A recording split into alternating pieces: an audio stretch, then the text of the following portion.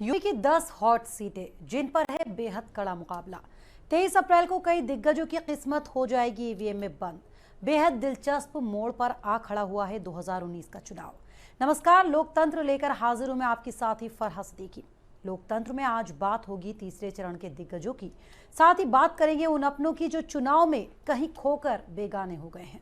बात करेंगे 23 अप्रैल को होने वाले चुनाव की, जो देश के 16 राज्यों की 117 सीटों पर होगा। लेकिन इसमें यूपी की 10 सीटें काफी अहम हैं। अगर मैनपुरी सीट की बात करें तो वो तो है ही हॉट सीट, और इस बार तो उसे और भी दिलचस्प बना दिया 2 दशक बाद एक साथ एक मंच पर आए मुलायम और माया ने, जिन्होंने मंच साझा कर मोदी सरकार को यह पैगाम दे दिया है कि वो मोदी सरकार को सत्ता से उखाड़ फेंकने के लिए कुछ भी कर गुजरने को तैयार हैं।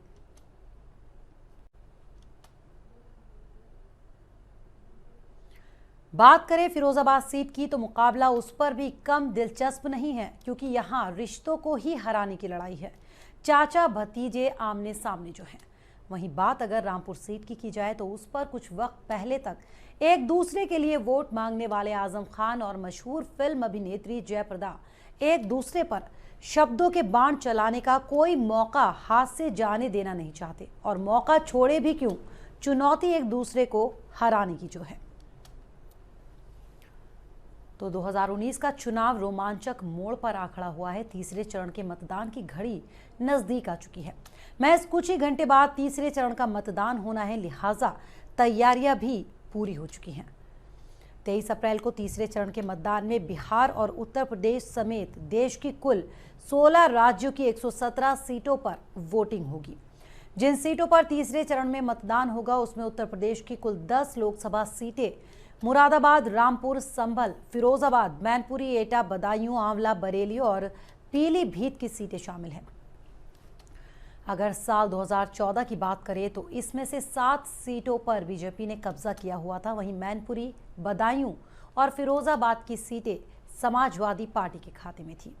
तीसरे चरण में सपा संस्थापक मुलायम सिंह यादव के साथ साथ आजम खान, जयप्रदा, शिवपाल सिंह यादव, संतोष गंगवार, वरुण गांधी, इमरान प्रतापगढ़ी, शफीकुर रहमान बर्क, अक्षय यादव, शिवपाल यादव, राजवीर सिंह यादव उर्फ राजू भैया जैसे दिग्गज चुनावी मैदान में हैं। तो वहीं तीसरे चरण में 1,78,00,000 मतदाता 120 उम्मीदवारों की किस्मत का फैसला करेंगे। इसमें 14 महिला प्रत्याशी भी चुनावी मैदान में हैं। तो उत्तर प्रदेश में समाजवादी पार्टी का गढ़ कहे जाने वाले 10 संसदीय क्षेत्रों में तीसरे चरण के तहत मतदान 23 अप्रैल को होने जा रहा है। तो आपको बता देते हैं कि उत्तर प्रदेश की कौन कौन सी सीटों पर किस किस के बीच है कड़ा मुकाबला। एटा की अगर बात करें तो राजवीर सिंह, देवेंद्र यादव, तो बीजेपी के राजवीर सिंह तो देवेंद्र यादव समाजवादी पार्टी से चुनावी मैदान में हैं। तो इन दोनों के बीच कड़ा मुकाबला यहां पर माना जा रहा है। एटा लोकसभा सीट की हम बात कर रहे हैं। बीजेपी और समाजवादी पार्टी आमने सामने। और अगर बात करें बरेली सीट की तो संतोष कुमार गंगवार, प्रवीण ईरान, भागवत सरन गंगवार। तो बीजेपी, कांग्रेस और समाजवादी पार्टी यानी त्रिकोणीय मुकाबला बरेली की सीट पर देखा जा रहा है। प्रवीण ईरान जो पहले यानी पूर्व केंद्रीय मंत्री रह चुके हैं, संतोष गंगवार जबकि बीजेपी के, और समाजवादी पार्टी की अगर बात करें तो समाजवादी पार्टी की तरफ से चुनावी मैदान में भागवत सरन गंगवार है। फिरोजाबाद की अगर सीट की बात करें तो बेहद हॉट सीट, अक्षय यादव, शिवपाल यादव। तो समाजवादी पार्टी के अक्षय यादव और उनके सामने प्रसपा के नेता और उनके सगे चाचा शिवपाल सिंह यादव हैं चुनावी मैदान में, जबकि डॉक्टर चंद्रसेन जादौन जो बीजेपी के उम्मीदवार बनाए गए हैं। लेकिन कांटे का मुकाबला यहां पर एसपी और प्रसपा के बीच देखा जा रहा है, यानी चाचा भतीजे आमने सामने। चाचा भतीजे के बीच दिलचस्प लड़ाई फिरोजाबाद लोकसभा सीट पर।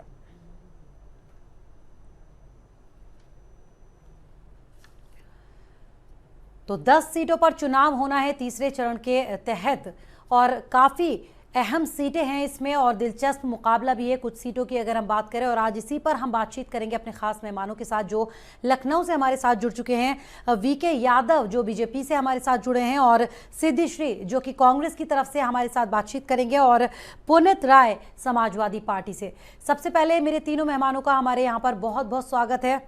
बीजेपी के वीके यादव जी से सबसे पहला मेरा सवाल, कल 10 सीटों पर चुनाव है उत्तर प्रदेश में, कितना मजबूत मान रही है यहाँ पर बीजेपी अपने आप को? भारतीय जनता पार्टी कल का जो तीसरा चरण का मतदान है सबसे मजबूत में उभर के आएगी, क्योंकि भारतीय जनता पार्टी के जितने कार्य हैं भारतीय जनता पार्टी के जितने कार्य हैं वो सबसे अद्भुत है। माननीय प्रधानमंत्री आदरणीय नरेंद्र मोदी जी के जितने कार्य गिनाए जाए उतने कम हैं।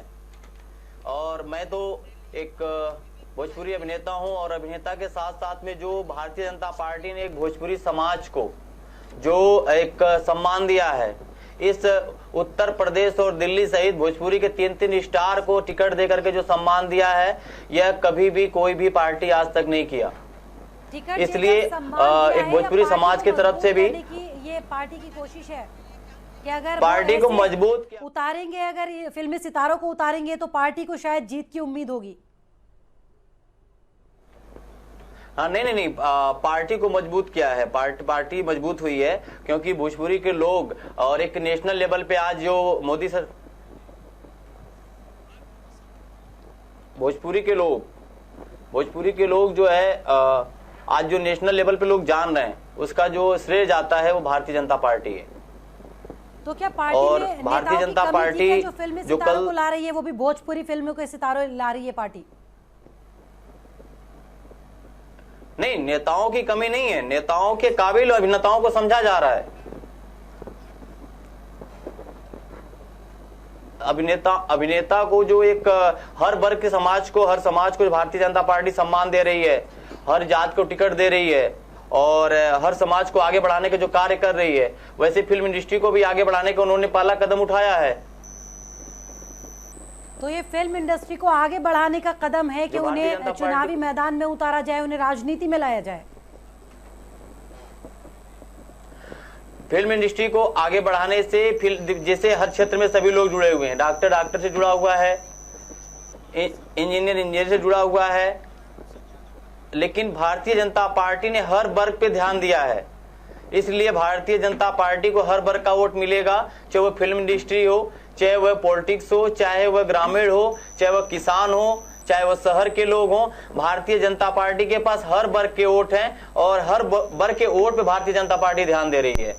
पुनित राय समाजवादी पार्टी से मेरे साथ है। पुनित, जो वीके यादव जी कह रहे हैं, क्या आप उनकी राय से इत्तेफाक रखते हैं? क्या वाकई में हर वर्ग को जोड़ने के लिए फिल्मी सितारों को लाया जा रहा है, या फैन फॉलोइंग ज्यादा होती है और पार्टी जीत जाए इसलिए लाया जा रहा है? आपको क्या लगता है? आवाज नहीं आ रही। पुनित, क्या सुन पा रहे हैं आप मुझे? आवाज नहीं आ रही। आवाज नहीं मिल पा रही है आपको मेरी? और सिद्धि श्री भी हमारे साथ कांग्रेस से हैं। सिद्धि जी, अगर आप मुझे सुन पा रही हो तो जिस तरह से यादव जी ने कहा है कि सभी वर्गों को एक साथ लाने के लिए फिल्मी सितारों को पार्टी चुनावी मैदान में उतार रही है, क्या आप इससे सहमत हैं, या फिर आपको लगता है कि फैन फॉलोइंग ज्यादा होती है और जीत हासिल करने के लिए पार्टी यह हथकंडा अपना रही है?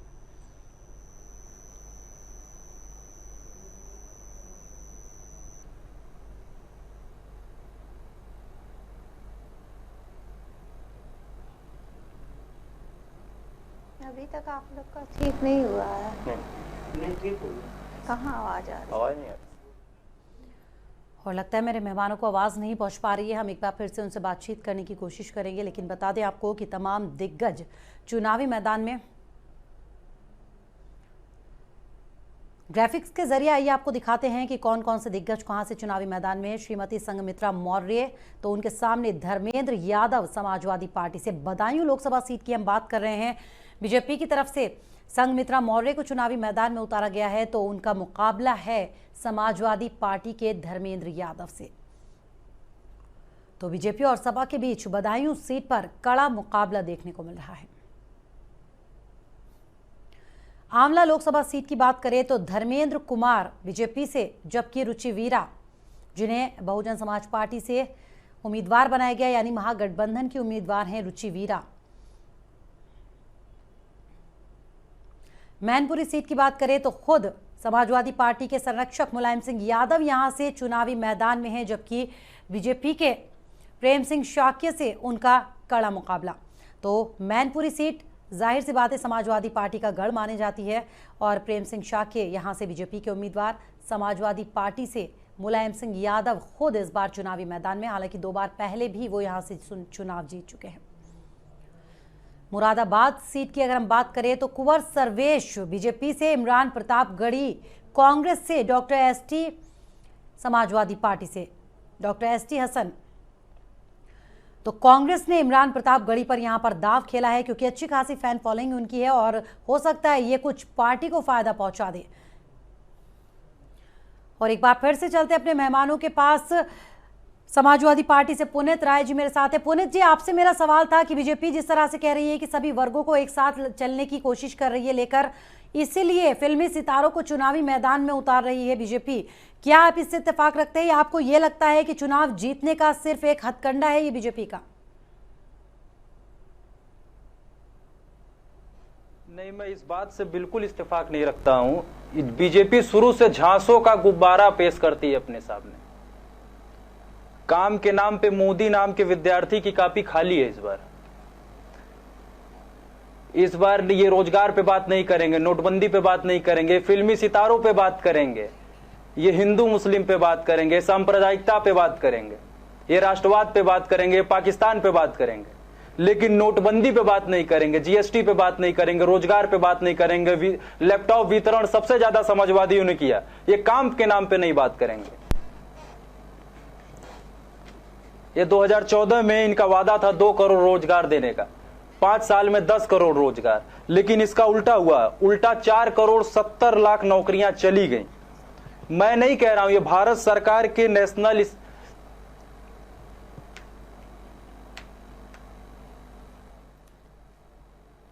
जी। और कांग्रेस से सिद्धि श्री भी मेरे साथ है। सिद्धि जी, आपको क्या लगता है 10 सीटों पर कल चुनाव है, कांग्रेस को कितना मजबूत देखती है इन 10 सीटों में? देखिए, कांग्रेस अपनी बहुत मजबूती से, पूरी तरह से, अच्छे ईमानदारी से चुनाव में मैदान में उतरी है, अकेले उतरी है और पूरी तरह से प्रियंका जी के साथ उनका साथ मिला है कार्यकर्ताओं को, और हमको जनता का पूरा समर्थन मिल रहा है। जनता ने भी बहुत अच्छे से 2 चरणों में जो वोट हुए हैं उसमें कांग्रेस पार्टी को बहुत अच्छी अपनी जिम्मेदारी कांग्रेस पार्टी के प्रति निभाई है। जिस प्रकार से बीजेपी को 2014 में बहुत बढ़िया मैंडेट मिला था, जिसके तहत उन्होंने जनता को गुमराह किया कि 15 लाख देंगे, 2 करोड़ रोजगार हर साल देंगे, महंगाई दूर होगी, महिलाओं को सुरक्षा देंगे, किसानों का कर्जा माफ करेंगे, अच्छे दिन आएंगे, ऐसा कुछ नहीं हुआ। इस प्रकार की जुमलेबाजी जनता के सामने दिखाई देने लगी। वो वही जो आक्रोश है, जनता ने मतदाता अपने पूरी तरह से मतदान पेटी में वही आक्रोश दिया है। अब ये देखना है कि 23 मई को जो भी जनता का फैसला होगा सबके सामने आएगा। कांग्रेस पार्टी पूरे दमखम के साथ चुनाव मैदान में उतर पड़ी है और हमारे जितने भी प्रत्याशी उतरे हैं सब मजबूत हैं और मजबूत जो पहले भी रहे थे सांसद, और हम अच्छी से अच्छी बढ़िया से बढ़िया सीटें लेकर आ रहे हैं, अच्छी तादाद में सीटें लेकर आ रहे हैं। और जिस प्रकार से जुमलेबाजी हुई, जिस प्रकार से नोटबंदी हुई, जिस प्रकार से जीएसटी हुई, सारी जनता त्रस्त रही। किसानों का, चाहे आलू किसान हो, चाहे गन्ना किसान हो, तड़प के रह गए। उनका ना कि पूरी तरह से कर्जा माफ किया गया, बोला गया कि 14 दिन में उनका कर्जा माफ कर दिया जाएगा, लेकिन उनका कर्जा माफ नहीं किया, बल्कि उनकी यूरिया में घटतौली की गई, यूरिया के दाम बढ़ा दिए गए और कहने को वो कहते हैं कि 6,000 हम दे रहे हैं, एक दिन का 17 रुपए पड़ेगा। 17 रुपए में किसान क्या करेगा? हम कांग्रेस पार्टी एक न्याय योजना ला रहे हैं जिसके तहत हम देश की 20% जनता को, जिसमें जो गरीबी रेखा से नीचे हैं, उनको न्याय योजना के तहत 72,000 सालाना देंगे, 6,000 रुपए महीना, ताकि और वो पैसा जो है पूरा महिलाओं को सशक्तिकरण करने के लिए महिलाओं के खाते में जाएगा, ताकि वो अपने बच्चों का अच्छे से अच्छा लालन पालन कर सके। पहले भी तो यूपीए की सरकारें रही है, तब क्यों नहीं दिया, अब क्यों याद आ रहा है चुनाव के वक्त में ये सब कुछ? 33% आरक्षण हम महिलाओं को संसद में देने जा रहे हैं और 33% आरक्षण नौकरियों में देने जा रहे हैं। तो किसानों के लिए किसान आयोग गठन करने जा रहे हैं, किसानों का बजट तय करेंगे, उनको फिर कभी वो इस प्रकार की समस्या उनको नहीं झेलनी पड़ेगी। जी, आपने काफी चीजें मुझे गिना दी, यहाँ पर बहुत कुछ करने जा रहे हैं, जिस प्रकार से बीएसएनएल की क्या हालत है, बीएसएनएल के कर्मचारी बाहर आ गए, जेट एयरवेज बंद हो गया, एयर इंडिया को घाटा हो रहा, इस प्रकार से जो समस्याएं बीजेपी ने 5 साल में कर दी है, उससे देश की जनता को बहुत आहत हुआ है। नोटबंदी से लाखों रोजगार बंद हो गए। किंगफिशर भी तो यूपीए की सरकार में बंद हुई थी, तब क्यों नहीं बचाया गया था उसको? लघु उद्योग, छोटे उद्योग वाले। जी मैम, फिर से बोलिए। मैंने कहा किंगफिशर भी यूपीए के कार्यकाल में बंद हुई थी, तब उसे क्यों नहीं बचाया गया? देखिए, वो उस समय बचाया गया, ऐसा वो तो बंद करना गया था, क्योंकि उस समय वो तो विजय माल्या के उसमें थी ना। विजय माल्या जो इतना घाटा करके घपला करके चले गए हैं, जिस प्रकार से उनको निकाला गया है यहाँ से, देश से बाहर किया गया है, करोड़ों रुपए लेकर के निकल गए, वो तो वही सब जनता का, वो पीएनबी को घोटाला इसीलिए तो हुआ है कि विजय माल्या जैसे लोग अपने लिए जो जितना उनको दिया जाता है वो उसको भगा दिया गया है मोदी सरकार में। इसी प्रकार से नीरव मोदी को भगा दिया गया है पैसा लेकर के, और बड़े बड़े करोड़ जो कारपोरेट जगत के जो लोग हैं उनका कर्जा माफ किया गया है। तो इस प्रकार से ये पैसा जनता का है, जनता के काम ना आके जो पैसा लेकर भाग जाते हैं, इसकी जवाबदेही कौन देगा? पुनीत राय जी, आप कुछ आंकड़े पेश कर रहे थे बेरोजगारी के, पहले तो आप मुझे अपने आंकड़े बताइए, और दूसरा सवाल मेरा ये कि किस आधार पर आप ये आंकड़े पेश कर रहे हैं?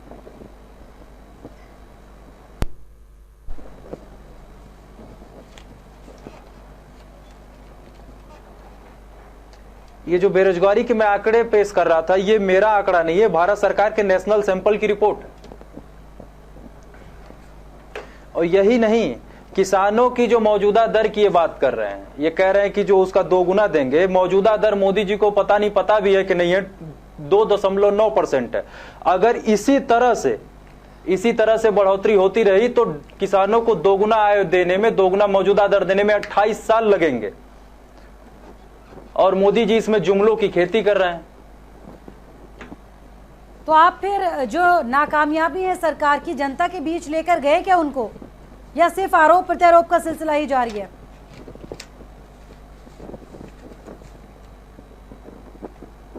नहीं, देखिए, जो सरकार की नाकामी है वो किसी से छुपी नहीं है, किसी से छुपी नहीं चाहे है, कांग्रेस हो चाहे बीजेपी हो। मेरी नजर में कांग्रेस और बीजेपी दोनों एक समान है।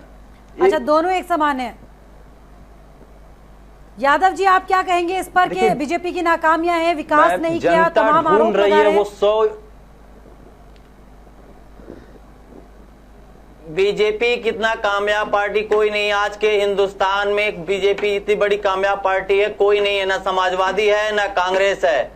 समाजवादी और कांग्रेस ने 2017 में अपना रिजल्ट देख लिया था।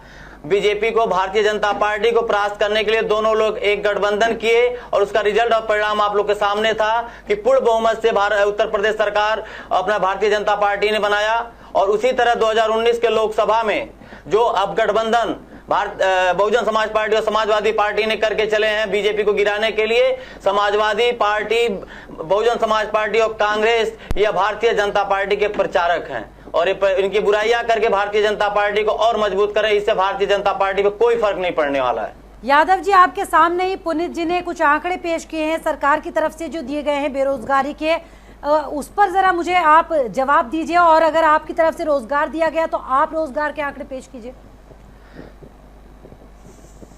आज 2014 से 2019 के आंकड़े निकाले जा रहे हैं, 1947 से और 2014 तक के आंकड़े क्यों नहीं निकाले गए? नहीं, आप पुरानी बात छोड़ दीजिए, आप अपने कार्यकाल का जवाब दीजिए। आज 2019 तक के आंकड़े निकालिए तो कांग्रेस, मैं अपने कार्यकाल का जवाब दे रहा हूं। 1947 से 2019 तक जितने आंकड़े निकाले जाएं तो सबसे बड़े अगर घपला पार्टी किया है तो कांग्रेस ने किया है। तो कांग्रेस ने किया था, तो पीछे किया। अगर नेशनल लेवल पे, वर्ल्ड लेवल पे नरेंद्र मोदी आदरणीय प्रधानमंत्री जी के कार्यकाल में नहीं, कांग्रेस को नकारा, इसी उनके कर्मों का उनको फल मिला। भारतीय जनता पार्टी आज इतनी बड़ी पार्टी उभर के आई है जो आदरणीय प्रधानमंत्री जी के कार्यों के अनुसार कि आज इस हिंदुस्तान में, पूरे देश में प्रधानमंत्री माननीय नरेंद्र मोदी जी का नाम लिया जाता है और हिंदुस्तान में जो सबसे आज मजबूत पार्टी वो भारतीय जनता पार्टी है। तो अटल बिहारी वाजपेयी और जी अपने के समय कर्मों में के भी बहुत बल पर। बड़ी पार्टी थी भारतीय जनता पार्टी, तो आपको क्या लगता है क्या अभी बड़ी हुई है मोदी जी के आने से? हाँ बिल्कुल नहीं बनी है। जो माननीय अटल बिहारी वाजपेयी जी के जमाने में पार्टी थी उसको सींचा है मोदी जी ने, उनको सींच के और मजबूत किया है, कार्यकर्ताओं के मनोबल को बढ़ाया है। भारतीय जनता पार्टी के जितने नेता और जितना कार्यकर्ता हैं जो उनको मनोबल को बढ़ा के आदरणीय प्रधानमंत्री नरेंद्र मोदी जी ने इतना काम किया है तो विकास के वो आंकड़े पेश कीजिए ना, यहाँ पर आप बताइए ना क्या किया है विकास का काम।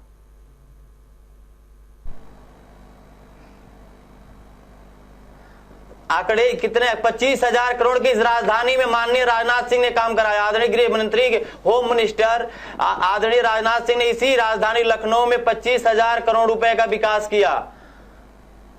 विकास क्या किया? आपको 25,000 करोड़ हर गांव में, हर घर में आपको टॉयलेट पहुंचाया। ये विकास नहीं है। हर आदमी को अवेयरनेस, जागरूक किया। इंसान को इंसान के रास्ते पे चलना भारतीय जनता पार्टी ने सिखाया। रास्ते से लोग भटक गए थे। तो लोग पहले क्या इन जुमलाबाजी के लखनऊ में जो विकास हुआ है वो पुरानी सरकार माननीय श्री अखिलेश यादव जी द्वारा किया गया विकास है। चाहे आप पुराना लखनऊ ले लीजिए, चाहे पुराना लखनऊ ले लीजिए, चाहे रिवरफ्रंट को ले लीजिए, चाहे लखनऊ की मेट्रो को ले लीजिए, ये 25,000 करोड़ सिर्फ आंकड़े हैं। आंकड़े स्टेट गवर्नमेंट ने तब उसको कार्य किया जब केंद्र सरकार ने उसको दिया। नरेंद्र मोदी आदरणीय प्रधानमंत्री जी ने जब पैसे को पास किया, उत्तर प्रदेश को पैसा भेजा, तब अखिलेश यादव जी पूर्व सीएम या वर्तमान मुख्यमंत्री तब कार्य किए जितने केंद्र के काम है, जितने विकास 25,000 करोड़ के काम हुए हैं माननीय गृह मंत्री आदरणीय राजनाथ सिंह के कार्यकाल में हुआ है। लेकिन ये एक काम नहीं बता सकते हैं कि वो 25,000 करोड़ का क्या काम हुआ है। आपको देख लीजिए राजधानी में क्या देखना है, बताइए। अगर लखनऊ में विकास हुआ है तो 25,000 करोड़ रुपए भारतीय जनता पार्टी ने उत्तर प्रदेश को भेजा, केंद्र सरकार ने भेजा है उसको विकास करने के लिए। सिद्धि जी, आपको क्या लगता है विकास के जो आंकड़े पेश कर रहे हैं यहाँ पर बीजेपी के नेता, क्या वो सही है? आपको कितने सही लगते हैं? गृह मंत्री जी ने आपको जो फ्लाईओवर पास किया, जो बाहर अभी जो राजधानी के बाहर फ्लाईओवर पास किया, केंद्र सरकार ने पास किया। आपको राजधानी के बाहर जो फ्लाईओवर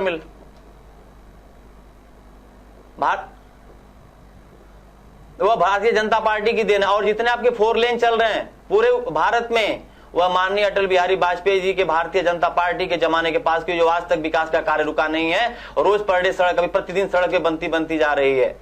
ये 25,000 करोड़ का 10 काम नहीं गिना पाएंगे, लेकिन मैं अपनी पुरानी सरकार के 10 काम यही गिना देखता हूं। लखनऊ का सबसे बेहतरीन डायल 100 हमारे पास है, लखनऊ का इकाना स्टेडियम हमारे पास है, लखनऊ की मेट्रो हमारे पास है, लखनऊ का पुराना लखनऊ में क्लॉक टावर से लेके पुराने लखनऊ की आप रोड देखिए, वो इंटरलॉकिंग ईंट देखिए, वो सरकंडे का वो देखिए, वो तालाब शीश महल देखिए, शीश तालाब देखिए। ये सारा काम समाजवादियों का किया हुआ है। चाहे रिवर फ्रंट का ले लीजिए, चाहे आप लखनऊ मेट्रो ले लीजिए। पुनीत जी, इतने विकास कार्य आपने गिना दिए, तो सबसे पहले ये बताइए कि समाजवादी पार्टी के परिवार में खटास क्यों आई? जब इतना अच्छा सब कुछ चल रहा था, विकास के तमाम काम आप गिना रहे हैं, लेकिन आज चाचा भतीजे आमने सामने हैं, तो ऐसे में कैसे कर पाएगी पार्टी फतेह?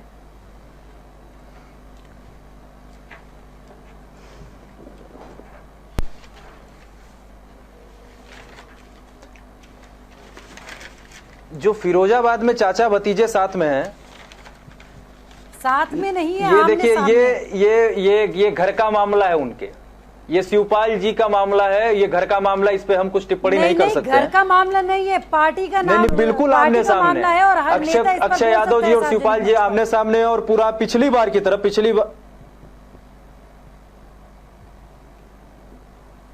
पार्टी के नेता होने के नाते आपको इस पर जवाब तो देना होगा कि आखिर ऐसी कौन सी वजह थी। देखिए, मैं आपसे यही कहूंगा कि पिछली बार 2014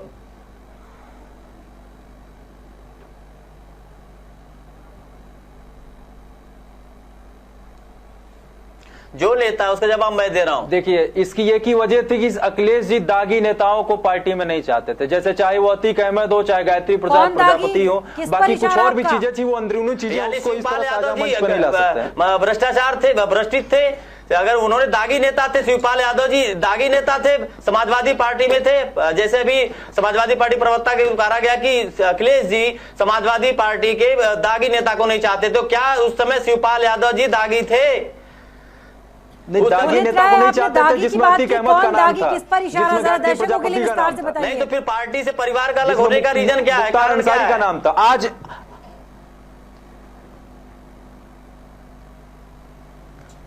देखिए, इस समय सबसे ज्यादा 50% सबसे ज्यादा मुकदमे दर्ज प्रत्याशी उतारे हैं शिवपाल यादव जी ने।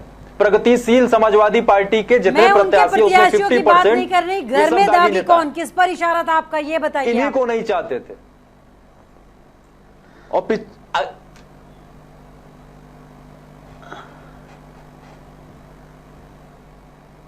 बताइए ना। देखिए, ये घर का अंदरूनी मामला, घर में कोई नहीं दागी था। नहीं, घर का मामला नहीं है, पार्टी का मामला है। आपने कहा था कि अखिलेश जी दागियों को नहीं चाहते थे, तो क्या आपका इशारा शिवपाल जी पर था?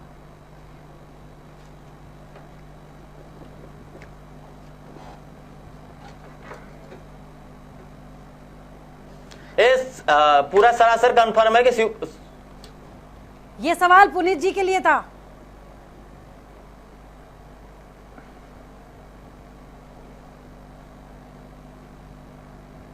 जी फिर से बोलिएगा। पुनीत जी, यानी मानते हैं आप कि शिवपाल दागी थे, इसलिए पार्टी ने किनारा कर दिया उनको?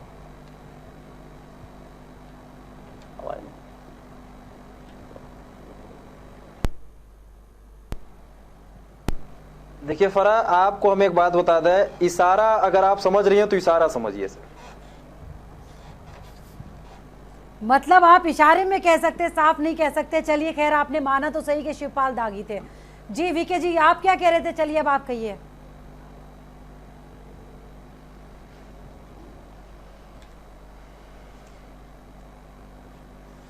जो परिवार अपने घर को नहीं संभाल सकता, जो नेता अपने घर को नहीं संभाल सकता, वो देश को प्रदेश को क्या संभालेगा? मानते शिवपाल यादव जी को, हेलो, मानते हैं शिवपाल यादव जी को माननीय अखिलेश यादव जी ने दागी समझ के घर से बाहर कर दिया, पार्टी से बाहर कर दिया, अलग कर दिया, लेकिन उसके अलावा भी उत्तर प्रदेश में कितने यादवों को साथ रखा? घर के अलावा समाजवादी पार्टी केवल घर की पार्टी है, जो जितने टिकट मिले हैं वो घर के लोगों को मिला है। उसके अलावा कितने यादव लोग को उन्होंने टिकट दिया जो परिवार को और यादव को लायक समझा? वीके यादव जी, आपकी पार्टी में बहुत सारे ऐसे दिग्गज नेता हैं जिन्हें किनारे कर दिया गया, उसका जवाब दीजिए। अपने आप को आगे किया है, और माननीय जिन्होंने समाजवादी को, जी आपकी पार्टी में भी ऐसे कई बड़े नेता हैं जिन्हें साइडलाइन कर दिया गया।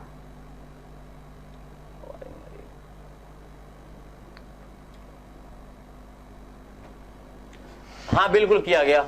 वो पार्टी का जो एक तो भारतीय जनता पार्टी ने किसी परिवार को लेके आगे नहीं बढ़ाया। संत कबीर नगर से शरद त्रिपाठी जी पूर्व सांसद थे और उनका टिकट काटा गया, जीते हुए प्रत्याशी का टिकट काटा गया। उन्होंने अपने आंकड़े को देख करके, अपने कार्यशैली को देख करके, हम नहीं, शरद त्रिपाठी जी का तो जूता कांड में टिकट काटा गया,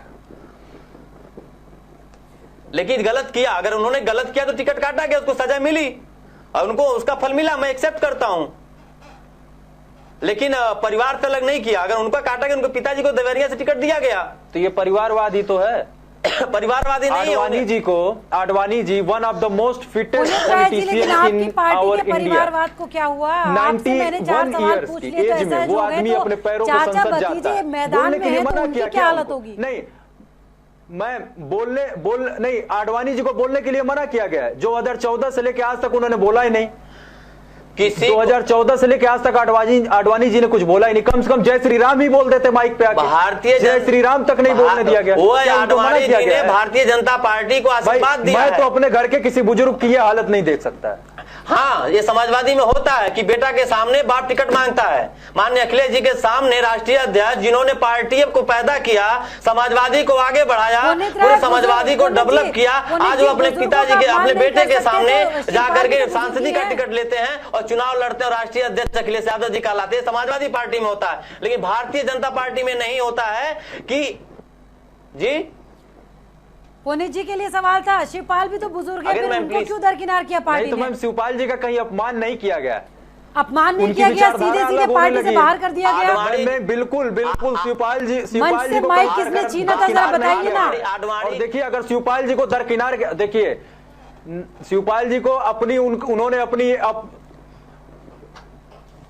जी, देखिए वो एक घटना थी जिसपे बात श्री राष्ट्रीय अध्यक्ष जी कर चुके हैं, जिसपे मैं कुछ बोलने के लायक नहीं हूं। उस पे वो एक घटना थी, वो हो गई। शिवपाल जी की विचारधारा कुछ अलग हुई, उन्होंने अपनी एक विचारधारा की प्रगतिशील समाजवादी पार्टी बना दी है। अगर घर की लड़ाई होती तो माननीय श्री डिंपल यादव जी के खिलाफ उन्होंने अपना प्रत्याशी नहीं उतारा। कहां से अलग नजर आती है?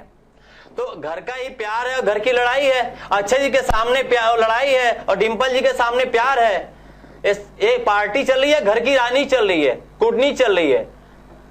आप सेंट्रल लेवल की राजनीति करने बैठे हैं, आप देश की सरकार बनाना चाहते हैं और घर की बातों की राजनीति कर रहे हैं कि एक के सामने प्रत्याशी उतार दिया और एक के सामने प्यार दिखा रहे हैं। कैसी पार्टी है ये? पार्टी का क्या अस्तित्व है? भारतीय जनता पार्टी एक नेशनल पार्टी है। वो पार्टी कभी भी हर वर्ग का ध्यान रखते हुए चुनाव लड़ती है, लड़ाती है, और जो गलत का गलत होता है, सही का। रही बात आडवाणी जी का सम्मान, आडवाणी जी ने भारतीय जनता पार्टी को और प्रधानमंत्री आदरणीय सबका ध्यान रखती है, सिर्फ बुजुर्गों का ध्यान नहीं रखती है अपनी बीजेपी, ऐसा लगता है। जहां भी आते हैं एक उनको सम्मान दिया जाता है, भारतीय जनता पार्टी उनका सम्मान करती है। बुजुर्गों को सम्मान क्यों नहीं दे रही पार्टी? उनको क्यों साइडलाइन कर रही है? जी फिर से मैं आवाज नहीं आ रही, प्लीज। अपने बुजुर्गों का सम्मान क्यों नहीं कर रही है पार्टी? उन्हें क्यों साइड किया जा रहा है? नहीं, अभी ये बताइए, 90 इयर्स में कौन सा बुजुर्ग, मैं बोल रहा हूं, जवाब दे रहा हूं आपका, फरा जी आपके बात से जवाब दे रहा हूं मैं। 90 ईयर के एज में या 80-85 ईयर के एज में कौन सा नेता देश का बागडोर संभाल सकता है? एक एज लेवल होता है कि जो देश का प्रेशर होता है, विदेशियों को बचाना, देश को विकास करना, युवाओं को बढ़ाना और लोगों को रोजगार देना, इसी में झगड़े को शांत रखते हुए बैलेंस बना के चलना।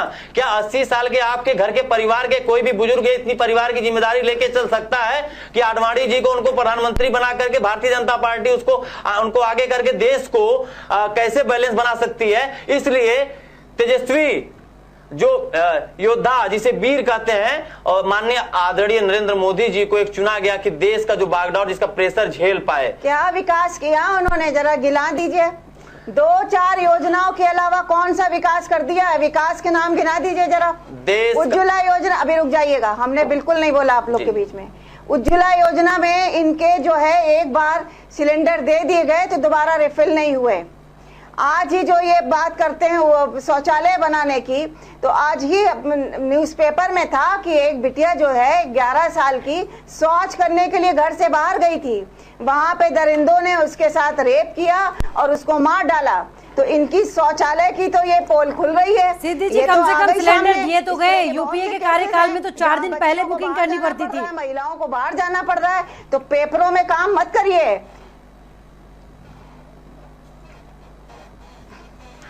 यूपीए के कार्यकाल में 300-350 का सिलेंडर था और अब जो है 900 से ऊपर हो गया है। 9 किस्त कोई सिद्धि जी के 4 दिन लाइन में खड़े होकर लाना पड़ता था। क्या कभी खरीदा है ऐसे? पहले 1000 रुपए जमा करो, फिर 9 किस्तों में ऐसा कि सिलेंडर दिया गया। ये सब धांधली हुई। चलिए, और अपनी यूपीए की योजना तो कहाँ हुआ है, कहाँ किसको मिला है? सब चूल्हा फूक रही हैं, सबके घर में सिलेंडर उठा के रख दिया गया है। सिलेंडर भरे नहीं जा रहे हैं, सिलेंडर की भी कालाबाजारी हो रही है। अगर बीजेपी ने इतना बढ़िया काम किया तो उनके संकल्प पत्र में नौकरी और रोजगार के एक भी पॉइंट नहीं है, जटिल जीएसटी पे एक भी पॉइंट नहीं है। नोटबंदी पे एक भी पॉइंट आप नहीं लोग है। चुप हो जाइए, हम बोलते हैं तो। सिद्धि जी, जो आप 60 साल इसके आपने देखिए NSSO शासन की किया तो रिपोर्ट चूल्हे क्या तक है, लोगों के घर पर क्यों नहीं कितनी लगवाए गए? नौकरियां खत्म हो गई 45 साल में इधर के। इसके अलावा GSI जो ग्लोबल हंगर इंडेक्स में देखिए कहाँ हमने छोड़ा था, कहाँ 107 पे ले आए। ये तो किस प्रकार से लोगों की भुखमरी बढ़ी है। नहीं, आपने लोग मुझसे अभी गरीब चूल्हे की हुए, बात की थी, जो तो पिछले गरीब है 60 वो सालों और से तो गरीब लोग हो गए। चूल्हे पर ही हैं, आपने वो भी तो ऑक्सफैम नहीं की बदला। रिपोर्ट है ये, जो गरीब है वो और गरीब हो गए, जो अमीर है वो और।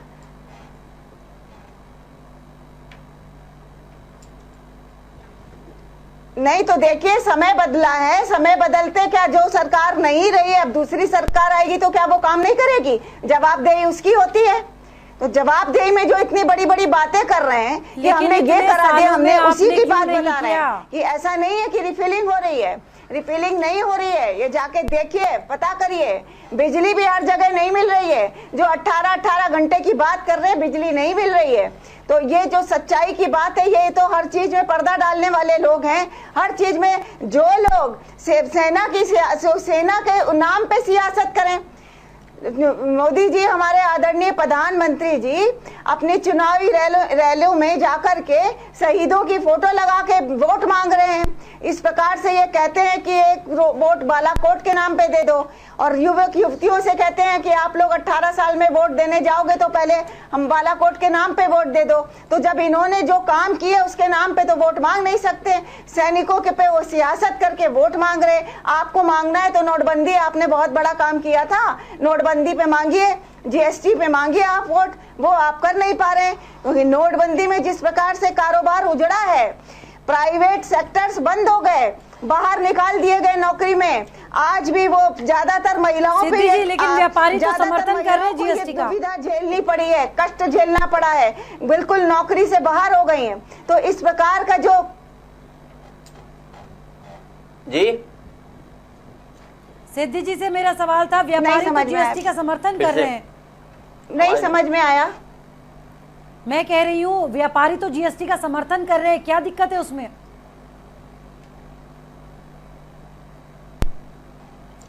नहीं, देखिए जो हमने कहा है ना, जो अमीर है वो अमीर हो गए, जो छोटे मझोले लघु उद्योग वाले जो व्यापारी हैं बेचारे बहुत परेशान हैं। ये जो वास्तविकता है, आप बाहर निकल के देखिए मैडम। लेकिन 2 नंबर में जो काम होता था 1 नंबर में होने लगा, दिक्कत क्या है उसमें? वास्तविकता को समझिए, लोगों के बीच में जाके देखिए।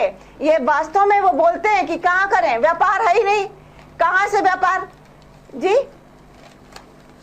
जो 2 नंबर में काम होता था वो 1 नंबर में होने लगा, दिक्कत कहाँ है उसमें?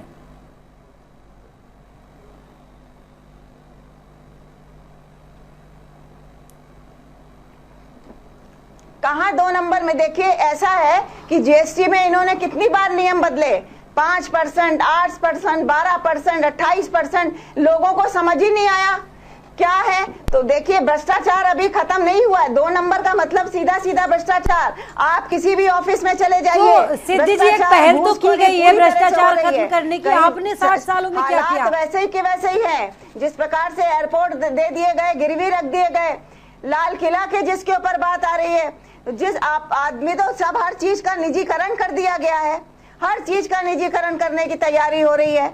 जिस प्रकार से सिर्फ सत्ता पाने के लिए योगी जी बजरंग बली करते हैं, और सिर्फ उनका मोटो यही है कि जाके कभी दलितों के घर, जब जिस प्रकार से दलितों पे अत्याचार हुआ है, ऊना कांड कोई भूला नहीं है। रोहित वेमुला के साथ क्या हुआ था, इलाहाबाद में दिलीप सरोज के साथ किस प्रकार से मॉब लिंचिंग कोई मारा गया। तो आप इस प्रकार से एक तरफ तो आप दलितों को कभी बचाव नहीं करेंगे, दलितों की बात में कोई उनकी समस्या का निराकरण नहीं करेंगे, दूसरी ओर आप जाके दलितों के घर पांव पखाड़ेंगे, दलितों के पांव पखाड़ करेंगे और दलितों के घर खाना खाने जाएंगे, जो वो भी वो होटल से लाया हुआ खाना और मिनरल वाटर स्वयं ले जाकर। और जिस प्रकार प्रधानमंत्री जी ने जो जिन लोगों के पैर धोए थे गरीबों के, राजनीति में चुनाव के परेशान है, क्या दिया, पैर धो के क्या दिखा दिया आपने? वो लोग परेशान है, उनको कुछ नहीं है हाथ में। आपने तो जाते हैं गरीबों के घर, गए थे बुट्टा परसोल, उसमें गौतम बुद्ध नगर में कलावती के घर खाना खाने गए थे। उसकी बदहाल हालत देख करके, ये भोजन का अधिकार हमने दिया था जिसमें हमने 2 रुपए किलो चावल, 2 रुपए किलो गेहूं, 3 रुपए किलो चावल, 1 रुपए किलो। जब राहुल जा सकते हैं तो बीजेपी के नेता दलितों के घर जा रहे हैं, तो वो नौटंकी कैसे हो जो गई? गरीब लोग हैं बोलते 100 रुपए लेके जाते हैं, 15 दिन का अनाज लेके आते हैं, 15 दिन का अनाज लेके आते हैं। ये हमने सुविधा दी है, इस पर भी काला बाजारी हो रही है। बिल्कुल राशन में काला बाजारी कर, जो हमने सस्ता अनाज दिया वो भी नहीं खाने दे रहे गरीबों को।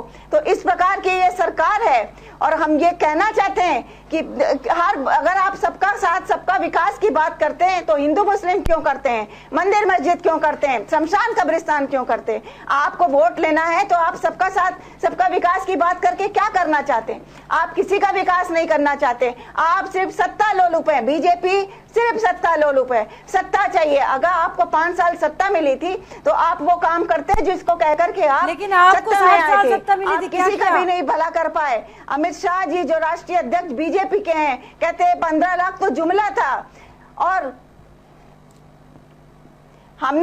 हम जब देश में जब हम आए, सरकार संभाली हमारे लोगों ने, तो क्या था देश में? गोबर से गेहूं निकाल के खाने वाले, लाल गेहूं खाने वाले हम लेकर आए, हरित क्रांति लाए, देश में श्वेत क्रांति लाए। ये किसने दिया है? ये जनता जो जानती है उसको मालूम है कि ये किसका किया धरा। एम्स बने, बड़े बड़े बांध बने, डैम्स बने, पूरे बिजली का हुआ, पूरी तरह से कल कारखाने उद्योग लगाए। किसने लगाए? आपने मुझे गिनाई है, इसके साथ ही साथ एक बहुत लंबी लिस्ट घोटालों की भी तैयार हुई थी। कोई वंचित ना हो, मिड डे मील, पेंशन हमने सब करी। जी घोटाले कौन से? आप लोग ये बीजेपी वाले 2G CG करते, कौन सा घोटाला हुआ है? हम खुद कह रहे हैं अपने आप से, वो सब बरी कर दिए गए। ये सब एक प्रोपेगेंडा था, वो सब बरी कर दिए गए। कोई ऐसा घोटाला नहीं हुआ कांग्रेस के उसमें। बोफोर्स भी घोटाला नहीं हुआ था।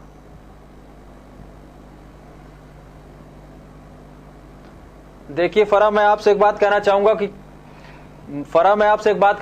कि वर्तमान में अगर किसी के पास कुछ करने के लिए नहीं होता है तो पहले क्या हुआ उस पे बात करने से बजाय पिछले 5 साल में क्या हुआ हम इस पे बात करें। चलिए बात कीजिए पुनीत जी, क्या हुआ पिछले 5 साल में, बताइए। आप हमें बता दीजिए कौन से घोटाले हुए तो हम बताएं आपको।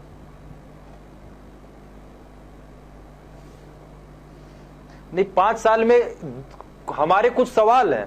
वादा था 80 लाख करोड़ रुपए काला धन लाने का, वापस लाने का, और 15-15 लाख रुपए सबको देने का। 15-15 लाख तो दूर, नोटबंदी करके जो गरीब के पैसे जेब में जो कुछ पैसा था, जो किसान के जेब में कुछ पैसा था, जो हमारे घर की महिलाएं हैं जो आपसे हमसे 500-1000 रुपए छुपा के रखती हैं, क्या अपने लिए छुपा के रखती हैं कि इसलिए छुपा के रखती हैं कि घर में कभी कोई जरूरत पड़ेगी तो मैं उसको दूंगी, वो पैसा नोटबंदी में निकाल दिया गया। पुनीत जी, लेकिन वादा था देश को पावर इकोनॉमिक बनाने जनता ने का, आपका साथ नहीं दिया था और देश को पिछले 5 साल में कर्ज में डुबो दिया। 2014 में देश के ऊपर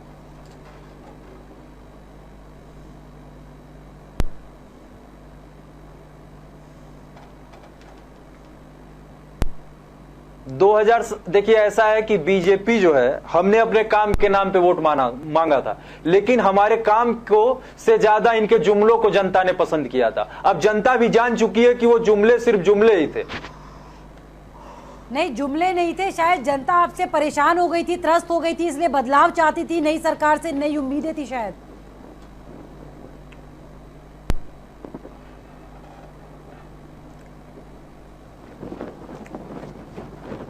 तो उम्मीदें तो पूरी हो ही रही हैं। बेटी बचाओ बेटी पढ़ाओ का नारा था, बाद में ये नारा बीजेपी से बेटी बचाओ का हो गया। कठुआ की दरिंदगी को ले लीजिए, उन्नाव बलात्कार कांड को ले लीजिए। यादव जी, आप बताइए कि जनता ने बहुत भरोसा करके आपको मैंडेट दिया था, भारी सीटों से जिताया था, चाहे लोकसभा चुनाव की बात करें या फिर विधानसभा चुनाव की बात करें उत्तर प्रदेश के, आप कितना उम्मीदों पर खरा उतरे?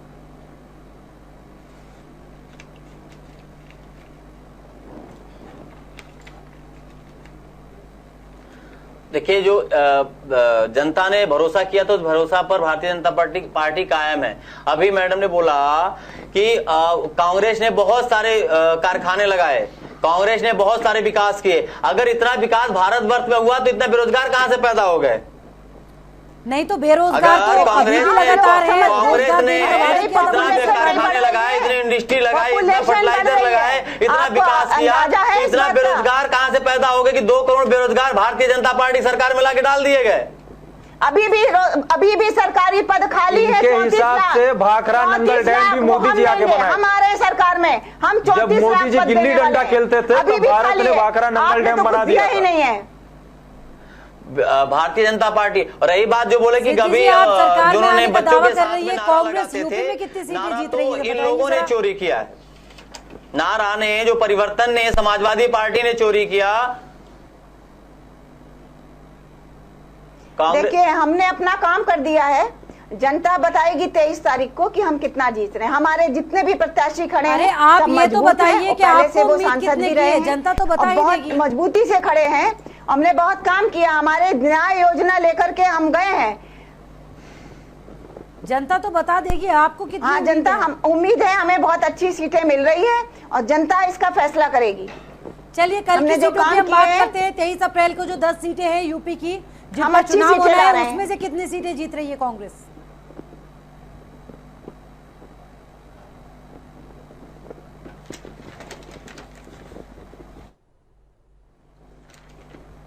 हमने कहा ना कि बहुत अच्छे से सीटें लेकर आ रही है, बहुत बढ़िया सीटें। अभी तक 26 हुए हैं, कल मिला के 26 हो गए हैं। हम बहुत अच्छे 2009 में हम लेकर आए थे, उससे ज्यादा सीटें लेकर आ रहे हैं। यादव जी, 2009 में जितना हम लेकर आ रहे हैं उससे ज्यादा सीटें हम लेके आ रहे हैं।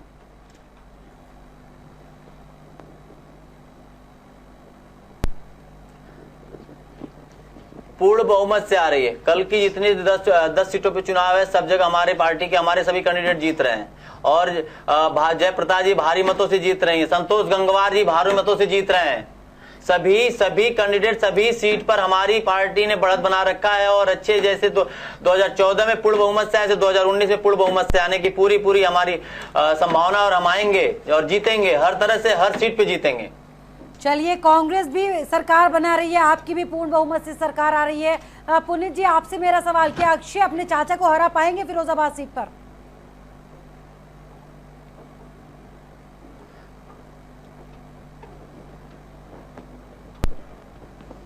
देखिए, पिछली बार भी अक्षय यादव जीते थे, अक्षय जी जीते थे, और इस बार भी अक्षय जी जीतेंगे।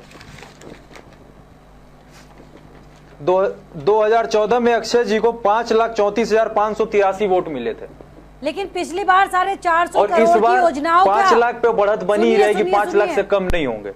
पिछली बार और यूपी में बाकी आपकी जो सरकार आप थी, मुरादाबाद ले लीजिए, 450 करोड़ की योजनाओं का ऐलान किया गया था। अब यूपी में सरकार नहीं है आपकी।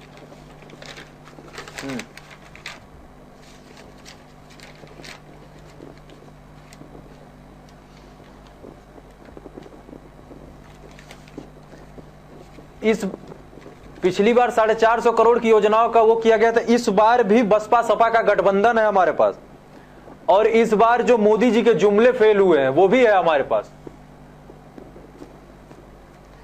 वही क्योंकि जनता भी जानना चाहती है, जो 100 स्मार्ट सिटी बन रहे थे, जिसमें से आरटीआई में खुलासा हुआ है कि सिर्फ 7 स्मार्ट सिटी पे 50% पैसा जान। वही बसपा का गठबंधन आपके साथ है, जो समाजवादी पार्टी को अनुशासन सीखने की सलाह दे रही थी, कह रही थी समाजवादी पार्टी के नेताओं को अनुशासन सीखने की जरूरत है।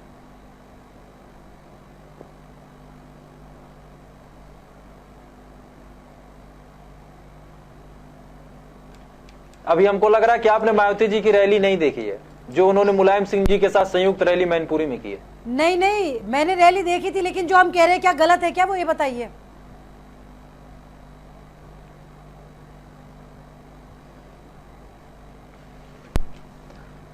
नहीं, जो आपने सवाल पूछा उस सवाल का जवाब वो दोनों नेताओं ने अपना अपना दे दिया था। मुलायम सिंह जी ने सीधे कहा कि मायावती जी का सभी कार्यकर्ता सम्मान करेंगे और हमेशा करेंगे।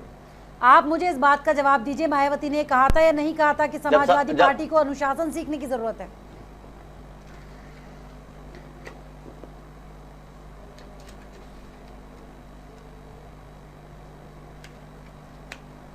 नहीं, बिल्कुल कहा था उन्होंने, अनुशासन सीखने की जरूरत है। तो आप सीखेंगे या सीख चुके हैं इसीलिए गठबंधन हुआ है? 2014 में नहीं, गठबंधन जब होता है तो कुछ दोनों लोगों के विचार कुछ मिले हैं, तभी तो गठबंधन हुआ है।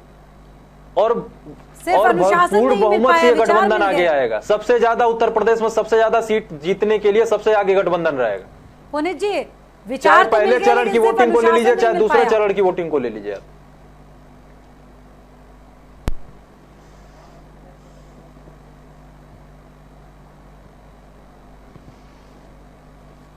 देखिए, सबसे ज्यादा जोश समाजवादी कार्यकर्ताओं में है और अनुशासन भी समाजवादी कार्यकर्ताओं में है। तो क्या गलत कह रही थी बहन मायावती?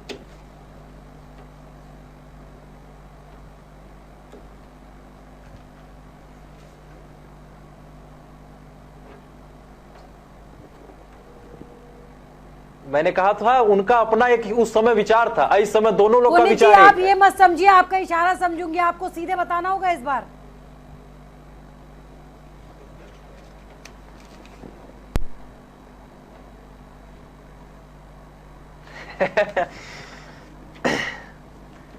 देखिए, हंसकर टालने तब की भी हम कोशिश अनुशासन मत में थे, अब भी हम अनुशासन में। समाजवादी पार्टी हमेशा अनुशासन में रही है। चलिए ठीक है, अनुशासन में रही है तो मायावती जो कह रही थी शायद वो ठीक नहीं होगा। अगर आप ये कह रहे तब भी अनुशासन में थी, अब भी अनुशासन में है। यादव जी, आप क्या कहेंगे इस गठबंधन को लेकर? –